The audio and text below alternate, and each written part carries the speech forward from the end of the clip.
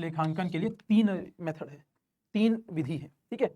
पहली जो विधि है, फर्स्ट है इनकम मेथड, इनकम मेथड जिसको हम लोग बोलते हैं आय की विधि, आय की विधि इनकम मेथड। दूसरा है आपका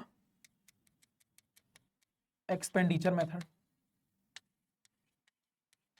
एक्सपेंडिचर मेथड व्यय की विधि, व्यय की विधि एक्सपेंडिचर मेथड।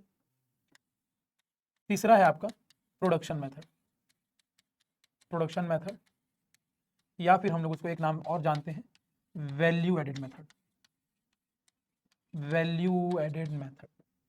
उत्पादन, उत्पाद की विधि या मूल्य वर्धित विधि, उत्पाद विधि या फिर मूल्य वर्धित विधि। प्रोडक्शन मेथड मतलब ये हो गया आपका उत्पाद की विधि, और वैल्यू एडेड मेथड मतलब हो गया आपका मूल्य वर्धित विधि, ठीक है।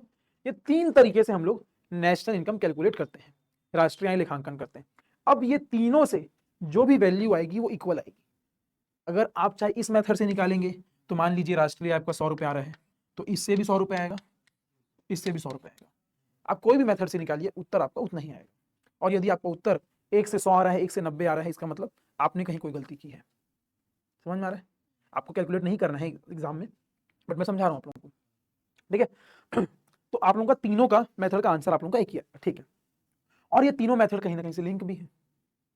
आप देखेंगे, आप जो भी चीज आप लोग बनाएंगे, चाहे वो सेवा हो या कोई भी उत्पाद हो, कोई भी गुड्स प्रोड्यूस हो, या फिर हम लोग कोई भी सर्विसेज प्रोवाइड कर रहे हैं, तो जो भी गुड्स एंड सर्विसेज हम लोग प्रोवाइड करेंगे वो प्रोडक्शन मेथड में आ जाएगा।